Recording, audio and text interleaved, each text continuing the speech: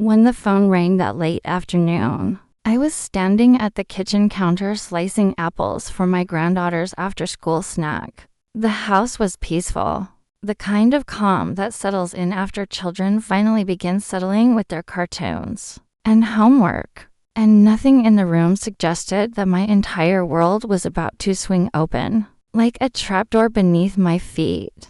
The number flashing on the caller ID was unknown, but something about the arrangement of digits made my chest tighten with a strange familiarity. I wiped my hands, picked up the phone, and answered it with the polite calm I always used with strangers. Hello. The silence on the other end lasted one heartbeat too long. Then a man cleared his throat softly as though he were preparing to deliver bad news to a patient. "Ma'am," he said, his voice low, careful. "This is the manager of Willow Crest Hotel. I'm calling because there's a situation, a very delicate one." I blinked, confused, glancing toward the living room, where my husband was supposed to be sitting with the grandkids, watching cartoons. A situation. With whom? I asked, my mind already scanning through possibilities. Maybe my sister booked a room there and needed help. Maybe someone used my name fraudulently. But the manager's next words froze my stomach into a hard lump of ice. "Your husband checked in yesterday morning under your name," he said. "He arrived with a young woman, a considerably younger woman. He specifically asked for discretion. He said you would not be aware of his stay." For a full second, I couldn't breathe. The sounds of the house around me, children talking, a cartoon humming in the background. The distant hum of the refrigerator faded as if the world were underwater.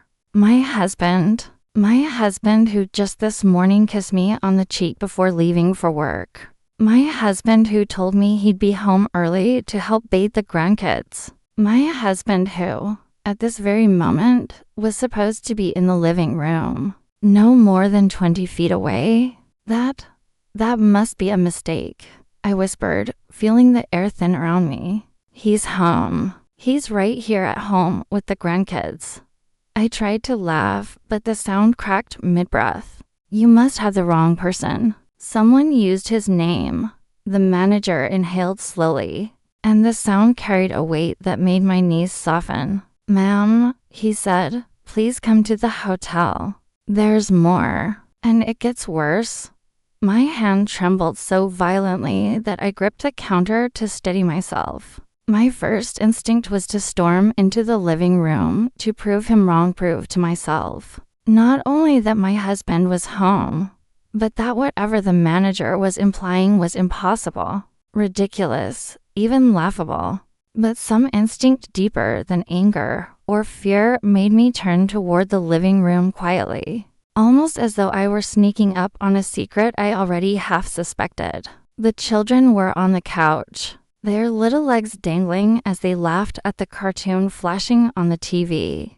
But my husband wasn't there. The throw blanket he usually kept over his legs lay crumpled in a heap, and the glass of water he'd poured earlier sat half full on the coffee table. Something about the half-full glass frightened me, the familiarity of it. The casual way it sat there, as though he'd only stepped away for a minute. But he was not home. I checked the dining room, the hallway, the backyard, even called his name, though my voice shook. No answer. No footsteps. No reassuring "I'm here. Don't worry." Only silence stretching through the house like an accusation. The manager's voice echoed in my ears. "It gets worse." I returned to the kitchen, heart pounding, and called the manager back. "I'm on my way," I said, and though my voice sounded steady, my body felt weightless and disconnected, as though I were drifting outside myself. I told the kids that Grandma needed to step out for a few minutes, asked the neighbor to watch them, and grabbed my keys. My mind kept spinning through rational explanations. Maybe he was at the store. Maybe he had stepped out for a walk without telling me. Maybe the manager saw someone who simply looked like him. But every explanation felt like a lie I was telling myself to keep from falling apart. The drive to the hotel was strangely quiet. The kind of quiet that makes you afraid to breathe too loudly. The streets looked normal.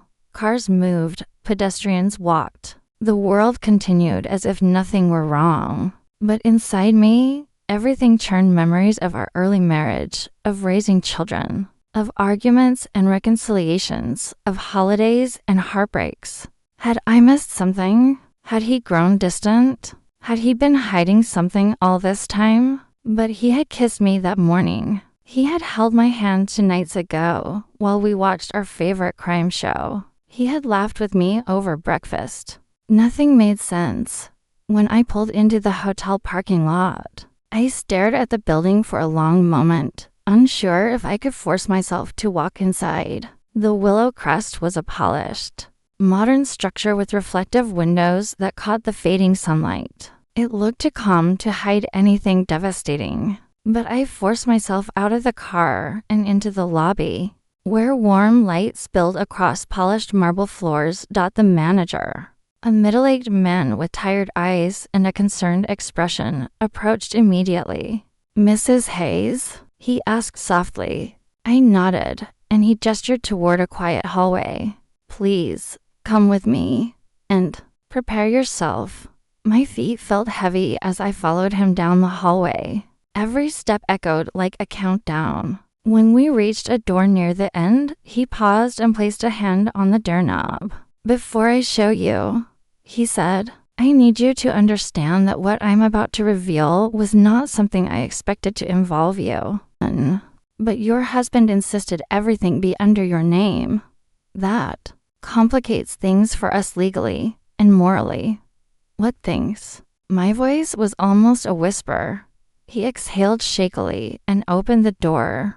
The room was neat, overly neat, as though it had been cleaned or organized by someone who wanted to hide any signs of what had happened there. The bed was made, the curtains half drawn. The scent of fresh air mixed with something faintly artificial cleaning spray, maybe. But it wasn't the room itself that stopped my breath. It was the open briefcase on the table. Inside were several envelope stacks of cash, neatly bundled. Documents with my name on them. Documents with his name on them. Photographs of him with a woman I had never seen before. Photographs of them checking into the hotel. Photographs of them walking into a jewelry store.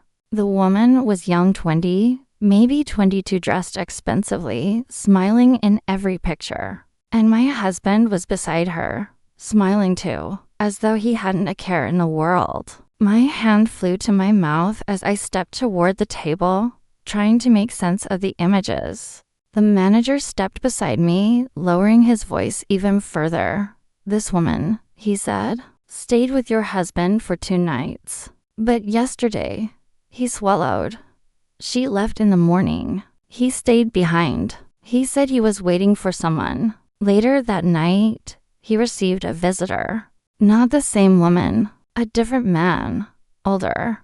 And after that man left, your husband behaved strangely." My pulse hammered. "What do you mean strangely?" "He left the hotel after midnight. He didn't return. But early this morning, housekeeping found something that concerned us. He reached for a small plastic bag and handed it to me. Inside it was a Kia storage unit key with a serial number etched on it. Your husband hid this under the mattress," the manager explained. "And next to it was a note." He handed me another small bag. Inside was a folded piece of paper. My hands shook as I opened it.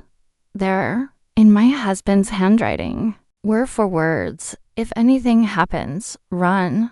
The room spun for a moment as the meaning settled in. The photographs, the cash, the documents, the strange young woman, the older man, the storage unit key, and now this note. Nothing was simple. Nothing was merely infidelity or betrayal. Something else was happening, something deeper, darker, more dangerous. Why would he write this? I whispered. The manager hesitated before answering. "Because, ma'am, that young woman, she came back this morning asking for him. And when we told her he wasn't here, she became angry. She started making threats. She said he owed her. She said whoever he was working with would come for both of them. I stared at him, horrified. Both of them? Who is he working with? The manager shook his head. I don't know. But she said the name Petrov.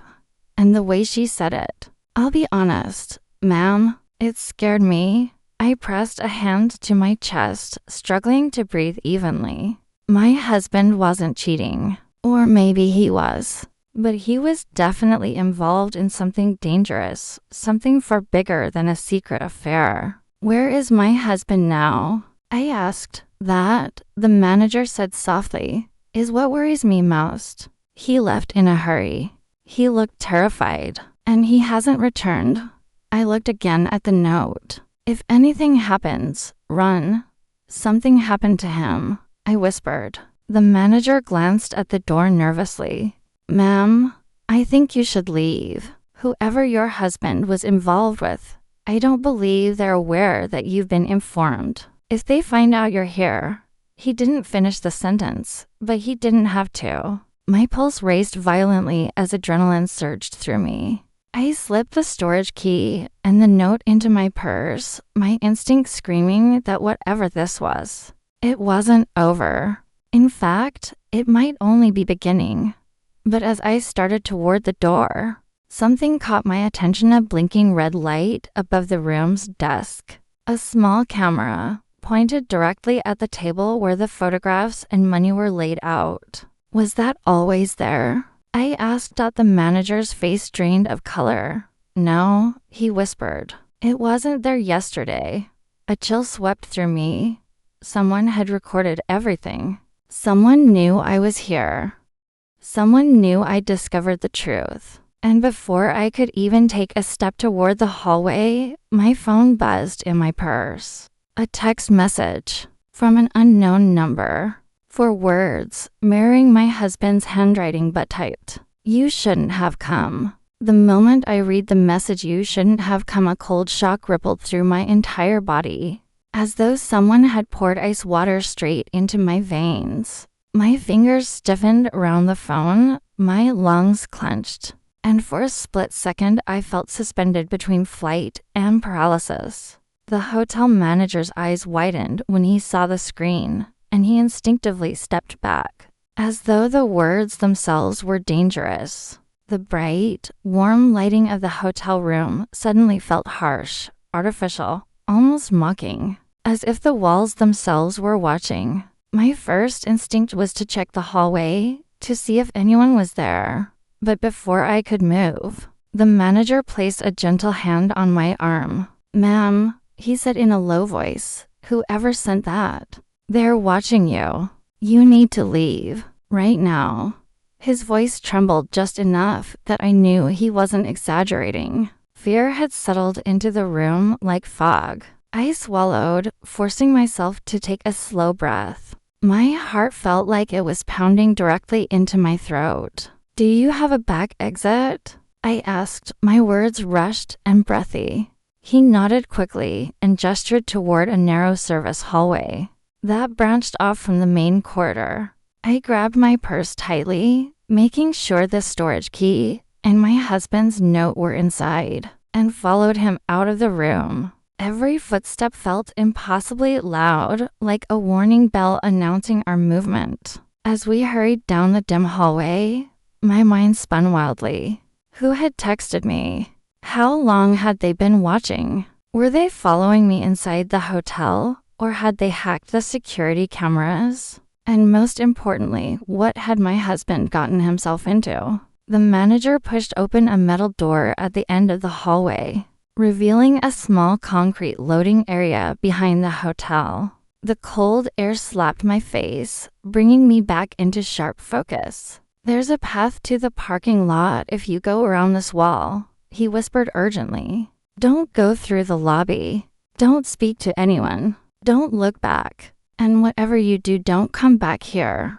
I nodded, my throat tight. Thank you, I managed, though the words felt inadequate for the panic gripping me. He gave me a sympathetic, haunted look before shutting the door, leaving me alone outside with only the faint hum of traffic echoing through the evening air. I made my way around the building, my steps quick, my eyes scanning every corner. My instincts screamed danger with every breath. When I finally reached my car, I unlocked it with shaking hands and slid into the driver's seat, locking the doors instantly. My phone buzzed again. Another message. You have something that does not belong to you.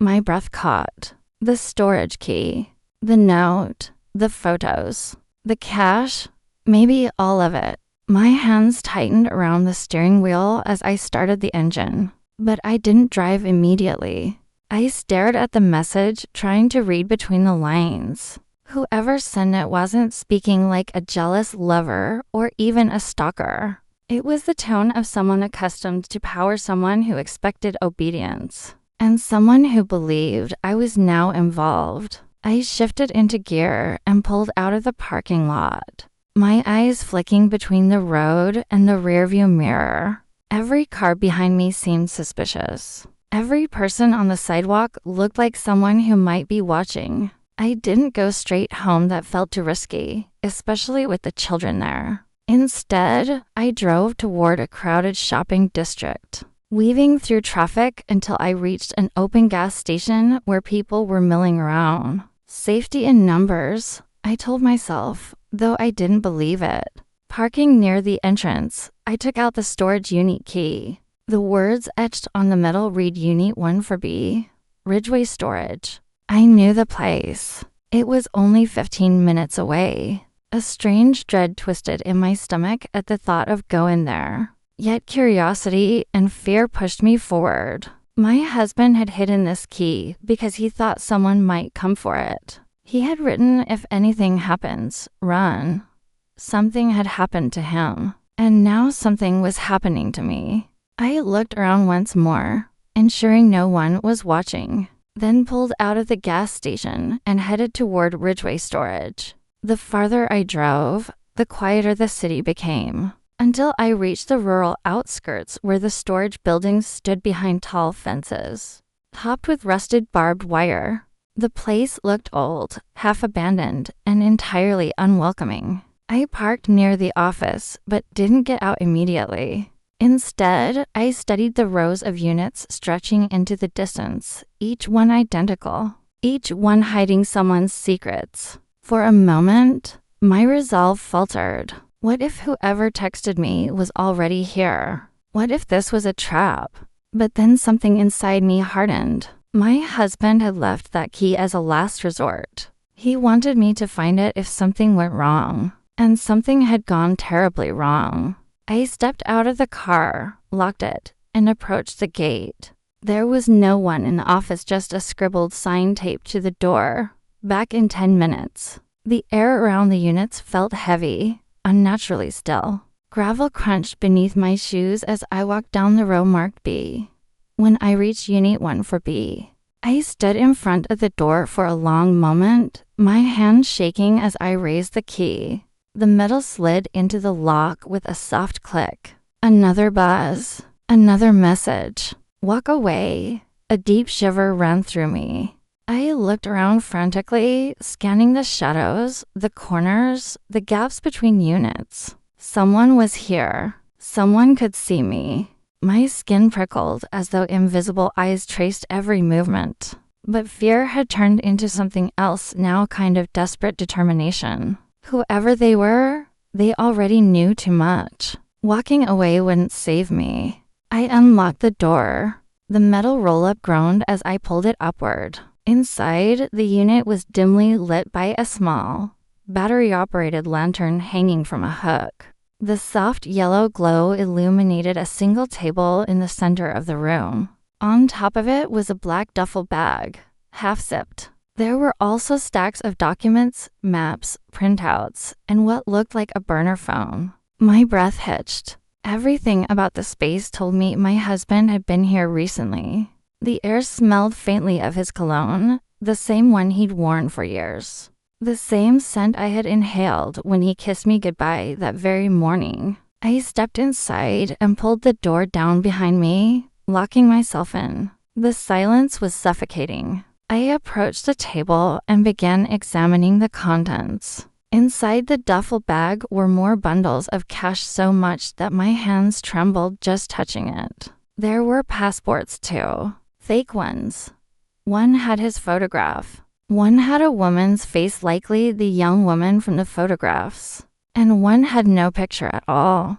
Under the bag, a stack of printed emails caught my attention. They were coded, written in strange patterns that looked like nonsense at first. But tucked between the pages was a handwritten note. One I recognized instantly. My husband's handwriting. If you're reading this, it means they found me. I sank into the lone chair in the unit as my eyes raced across the page. I couldn't tell you. I couldn't put you or the kids in danger. I thought I could fix it before it touched you. I thought I had time. I was wrong. They're everywhere. They're watching everything. Don't trust anyone. Don't go to the police. And don't come looking for me. My heart twisted painfully as tears blurred my vision. I'm sorry. For all of it. For the lies. For dragging you into something I should have walked away from before it ever began. I never meant for this. My breath wavered as I read the final lines. If they find you before I do, give them the key. Give them everything. But don't let them take you. Run. Hide. Live. For the kids. For yourself. My hands shook so badly that the paper slipped from my fingers. My husband wasn't cheating. He wasn't living a double life out of boredom. He was running from someone dangerous. From something bigger than either of us. And now those people believed that I had what they were looking for. My phone buzzed again. Last warning. Before I could process the message, a loud metallic clang echoed outside the storage unit, like someone had slammed a door or dropped something heavy. My entire body jolted. I turned off the lantern instantly, plunging the space into darkness. My heart pounded so loudly it drowned out everything else. Then I heard footsteps, slow, heavy, deliberate, stopping right outside. I clamped a hand over my mouth, forcing my breathing to stay quiet, controlled. Another sound followed, a whisper of clothing shifting, the slight grind of gravel under a shoe. Whoever was out there was standing completely still, listening. Then, softly, the metal lock on the outside of my unit clicked. Someone was trying to lock me inside. My blood turned to ice. I backed away from the table, trying not to make a sound. But the darkness made everything disorienting. My hand brushed against something metal, an old toolbox lying on the floor. I crouched behind the table, forcing my breath to slow. The lock clicked again, then again. Someone was securing the unit from the outside. My pulse hammered so loudly I thought they'd hear it. After a long moment, the footsteps moved away, slow at first, then fading into silence. But the silence didn't comfort me. It terrified me. Because now I wasn't just being watched. I was trapped inside a dark storage unit with evidence someone was willing to kill for. I reached for my phone to call for help. But before I could dial anyone, another message appeared on the screen. This one was a photo, a live photo, taken just seconds ago, of me, inside the storage unit, in the darkness, with a figure's silhouette reflected faintly in the metal wall behind me, and the message below it, "You have 10 minutes." The live photo on my phone felt like a physical blow, knocking the breath out of my lungs. I stared at it, my hands trembling uncontrollably. The image showed me crouched in the near total darkness, the faint sheen of my purse beside me. But what truly froze my blood was the blurred reflection of a tall figure behind me on the metal wall, someone I hadn't heard. Someone standing close enough that I should have felt their breath on my neck. A cold wave of nausea rolled through me as the message beneath the photo burned into my mind. "You have 10 minutes. I squeezed my eyes shut for half a second, refusing to panic, refusing to let fear swallow me whole. but the dread seeped through my bones like poison. My husband's warning echoed in my mind: run, hide, survive. But how could I run if I was locked inside? My fingers scrambled along the floor until they found the toolbox again. I opened it with shaking hands, praying for something useful. Inside lay screwdrivers, a wrench, a utility knife, and an old hammer with a splintered handle. It wasn't much, but it was something. I grabbed the knife and hammer, keeping them close as I crept forward through the darkness, trying to stay silent. Every sound in the unit became amplified: the soft rustle of my clothes, the faint crackle of the phone screen, the pounding of my heartbeat in my ears. My mind raced, searching for escape options. Storage units were metal shells with thin walls, but thick enough to muffle screams. The roll-up door was secured from the outside. The ventilation was minimal. Waiting wasn't an option. 10 minutes meant something. Something planned. Something inevitable. I slid down to the floor beside the door, listening. For a moment, all I could hear was my own shallow breathing. Then footsteps. Farther away, slow, steady, pacing. Someone was waiting, watching. Time was slipping. My phone buzzed again, and I nearly dropped it. A new message appeared: make this easy. The words crawled under my skin like insects. I switched the phone to silent mode, then opened the flashlight as dimly as possible, covering most of it with my hand. The small circle of light illuminated the lower corner of the unit, revealing the screws that held the metal panels together. A tiny burst of hope flared in my chest. Maybe I could remove them. I pulled out a screwdriver and began working on the screws. My hand trembled so hard I had to force myself to tighten my grip. The first screw moved only slightly. The second barely budged. The metal creaked faintly, each sound a betrayal in the quiet. I worked faster, fear guiding my movements. Sweat rolled down my forehead, dripping into my eyes, stinging. The air inside felt thinner, hotter. My breathing quickened. My mind whispered, hurry, hurry, hurry.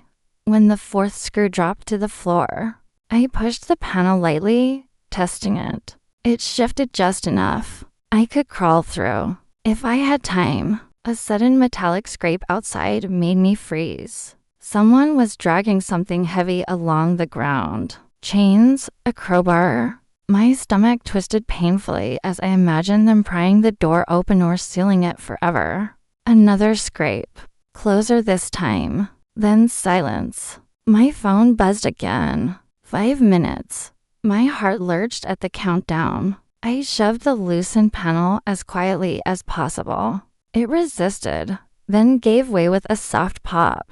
I squeezed my body through the narrow opening, scraping my elbows and knees against the sharp metal edges. When I finally slipped through, I found myself in the adjacent unit completely empty except for dust, cobwebs, and an old wooden crate.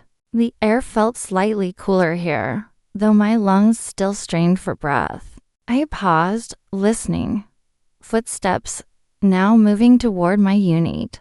Slow, intentional. Someone was approaching the door. I held my breath, pressing myself flat against the far wall. The thin metal between the units vibrated under a heavy touch. A shadow passed in front of the tiny gap near the floor. I pressed my hand over my mouth to silence the rising panic. The lock rattled. Then a voice, low, calm, and utterly chilling, spoke through the metal. Open it. I won't ask again. I felt the blood drain from my face. The voice wasn't familiar, but it carried the weight of someone who expected obedience. Someone used to getting exactly what they wanted. I stayed silent, barely breathing. I know you're in there. The voice continued, tapping the metal 3 times with something heavy. And I know you found what he left you. Hand it over, and you walk away. A lie. It had to be a lie. Nothing about this situation promised survival. The tapping stopped. Silence. Then footsteps again, fading, or pretending to. The moment they were distant enough, I moved to the opposite corner of the empty unit and examined the wall panel closest to the exit corridor. Unlike the other unit, this one had older screws, rusted but loose. I grabbed a wrench from the toolbox still clutched in my hand and twisted the first bolt. It groaned loudly, and I froze. No movement outside. I kept going. The bolt dropped, then another, and another. My phone vibrated one more time. 1 minute, my pulse skyrocketed. My hands shaking so badly the wrench slipped from my grasp and clattered against the concrete. The sound echoed like a gunshot in the empty space. I clamped my hand over my mouth, eyes burning with terror. Footsteps immediately stopped. Silence stretched like a razor wire across the air. Then the footsteps turned, running. They were coming. I ripped the final bolt out, shoved the panel, and squeezed myself through the opening just as the footsteps reached the outside of my original unit. I crawled into the back service alley between two storage rows, hidden from the main aisle. Gravel dug into my palms and knees, but I didn't stop moving. I crawled until the alley ended near the back fence. A metal gate was chained shut, but behind it was a narrow maintenance path leading to the woods. I grabbed the chain and tugged desperately.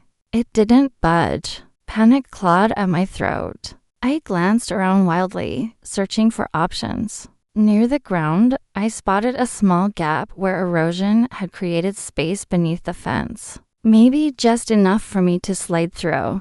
Behind me, the heavy roll-up door of Unit 1 exploded upward with a metallic crash. They had forced their way inside. I flattened myself to the dirt and squeezed under the fence, gravel tearing into my skin. Dirt filling my mouth and nose. My shirt snagged on the middle, ripping as I yanked myself forward. My purse caught. I twisted, tugged, pulled until it came loose. Behind me, a flashlight beam sliced through the dark alley between the units. There, a voice shouted. Adrenaline shot through my body as I scrambled to my feet and ran into the trees. Branches whipped against my face. Leaves crunched loudly underfoot.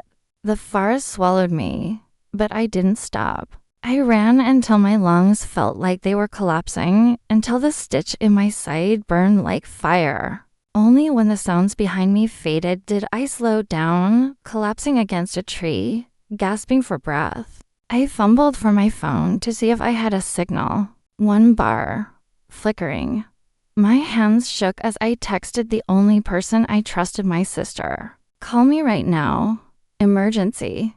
The phone clicked. Call failed. No service. I swallowed a sob and forced myself to keep moving. I didn't know where I was going, only that I had to stay in the dark, stay hidden. Eventually, the forest thinned until I reached a narrow road I recognized, the old Ridgeway back road. My husband and I had driven it countless times before, never imagining I'd one day stagger onto it in the dark, terrified for my life. I followed the road on trembling legs until the faint glow of streetlights appeared in the distance. A small gas station opened late. A flicker of hope sparked again. I stumbled toward it, pushing open the glass door.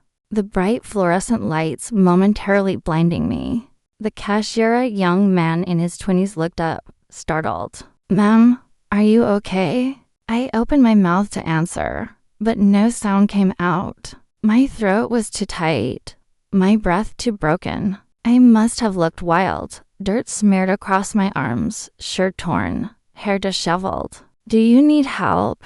He asked, stepping closer. I finally forced my voice to work. Can I use your phone? He nodded quickly and reached under the counter, handing me a landline. My fingers dialed my sister's number by memory. It rang once, twice. Then someone grabbed my wrist. Not a stranger, not an attacker, but the cashier. His face had gone pale. I'm sorry, he whispered, his voice trembling. I stared, confused and terrified. He slowly raised his phone, showing me the screen. A single message was displayed. Do not let her make a call. My blood ran cold as his terrified eyes met mine. Ma'am, they told me you'd come. You said? The next morning, the house was silent in a strange, heavy way, as if every wall remembered last night's storm. I woke up with the soft sting still lingering on my cheek, not because the burn was severe, but because the memory of her rage stayed like a shadow. I stepped out of my room carefully, wondering if I would see her again, wondering if today she would pretend nothing happened. But the house, the air, even the sunlight slipping through the curtains felt different. My son was already sitting at the dining table, head down, untouched cup of tea in front of him. I could tell he had barely slept. He looked up when I entered, his eyes filled with apology. He didn't speak. I'm sorry, he whispered, guilt weighing each word. But before I could respond, footsteps echoed from the corridor. She appeared, my mother-in-law, the woman whose anger had become a storm that nearly broke our home. But today, she was not loud. She was not furious. She was strangely calm, wearing a blank expression that made her even harder to read. She pulled a chair, sat down, and began pouring herself tea as if we were strangers sharing a table in a waiting room. My son swallowed nervously. Amy, we need to talk. She brought the cup to her lips, but froze for a second. About what? She said coldly. But we all knew what. The burn on my face, the shattered bowl, the shouting, the humiliation, everything she tried to erase with her calm tone was still burning in the room. Like a hidden flame. It can't go on like this, my son said. His voice shook not with fear of her, but fear of losing the family. You crossed the line. Her eyes flicked towards me for a moment, then back to him. The sharpness returned, a flash of the temper she tried to hide. Crossed the line? She repeated. I raised you. I gave you everything. And now you talk to me like I am some outsider? No, he said softly. But last night, what you did was wrong. Her hand tightened around the cup. The silence stretched, tense and suffocating. I could feel my breath getting caught in my chest, unsure what she would do next. She stood up suddenly and walked away without another word, leaving her tea untouched. My son sighed, defeated. But I wasn't defeated. I had made the call yesterday, and today, everything would change. By noon, the doorbell rang. She had just stepped out of the kitchen when she heard it and turned suspiciously. My son went to open the door. When he did, her expression froze. It was her brother, a man she deeply respected, someone whose opinion mattered to her more than anyone else's. The man I had called last night in tears. The one who had listened quietly as I described what happened, the one person she feared disappointing. He stepped inside with a stern expression, looked at my son, then at me, and finally at her. Why was I called? He asked, though his voice already carried the weight of judgment. She stiffened. You didn't need to come. They are exaggerating. He cut her words sharply. Enough. Just one word, but it sliced through her defenses. She opened her mouth to argue again, but the way he looked at her, calm, disappointed, authoritative, made her swallow her anger. He walked up to her slowly. I never expected this from you. Her lips trembled. I had seen her furious, cruel, loud, but I had never seen her ashamed. She tried again to defend herself. She doesn't listen to me. She tries to control everything. She is your daughter-in-law, not your servant. He snapped. Her eyes widened. What you did last night is unforgivable. My heartbeat quickened. I never wanted revenge. Never wanted to humiliate her, but seeing someone finally hold her accountable felt like someone lifting a heavy weight off my chest. My son stood quietly, watching the moment unfold. Her brother continued, throwing hot soup.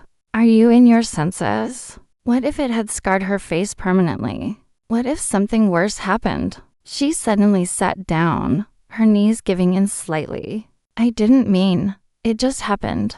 That's the problem, he said. You lose control. You hurt people. And then you pretend it's nothing. For the first time, her face softened not with anger, but with realization and fear. He turned to my son. You need to make a decision for your family's peace. Then he looked at me. And you? You did the right thing calling me. Hearing those words made my throat tighten. Because for years, I had felt alone. For years, I had been made to believe that silence was my duty. But one phone call had brought light into a dark place. She whispered, "So what now?" Her voice was small, almost defeated. He sighed. "What now depends on you. If you want to stay in this home, there will be rules, respect, boundaries, and no more violence." She stared at the floor, absorbing every word. She looked at me then, not angrily, not with superiority, but with something I had never seen in her eyes before: acknowledgement. Maybe even regret. She struggled to find the words. "I am sorry." The apology sounded stiff, not perfect, but real enough to make the room soften. My son exhaled in relief, but I remained quiet, letting the moment settle. Her brother placed a hand on her shoulder. "This home can heal, but only if you let it." The rest of the afternoon passed in a strange calmness. She didn't shout. She didn't glare. She didn't order anyone around. She walked slowly, almost carefully, as if she feared breaking something else. I found myself watching her, confused by the sudden change. Could one confrontation shift years of temperament? Could shame soften a harsh heart? Or was this temporary? In the evening, I sat alone in the living room, tea in my hands, when she approached quietly. She stood there for a moment, unsure how to start. "Can I sit?" she asked. Her tone was gentle, something I had rarely heard from her. I nodded. She lowered herself onto the sofa, keeping a small distance between us. For a while, we didn't speak. The room was filled with the faint hum of evening traffic. Finally, she inhaled deeply. "You think I hate you?" I looked at her, surprised by her directness. She continued, I don't like losing control. And sometimes I take it out on you. It's wrong.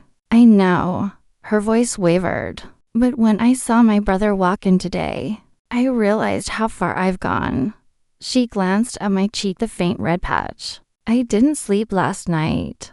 A strange tightness formed in my chest. Something like sympathy, but cautious. "We don't have to fight," I said softly. "We can live peacefully if we respect each other." She nodded slowly. "I want that. I don't want my son to feel torn between us." Her words felt honest, not dramatic, not rehearsed. "Real? I'll try," she said. "I will really try." It was the first time she promised something instead of demanding something. Night fell gently over the house, unlike the previous one. My son came into the room, looked at both of us sitting calmly, and a fragile smile appeared on his face as if he finally believed peace was possible.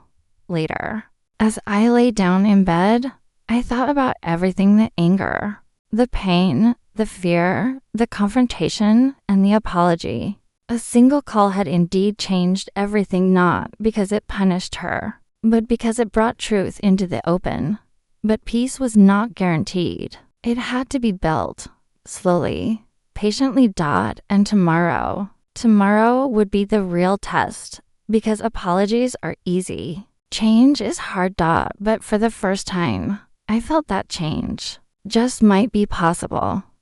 The next day began with a quiet that felt almost unnatural, as if the house was holding its breath.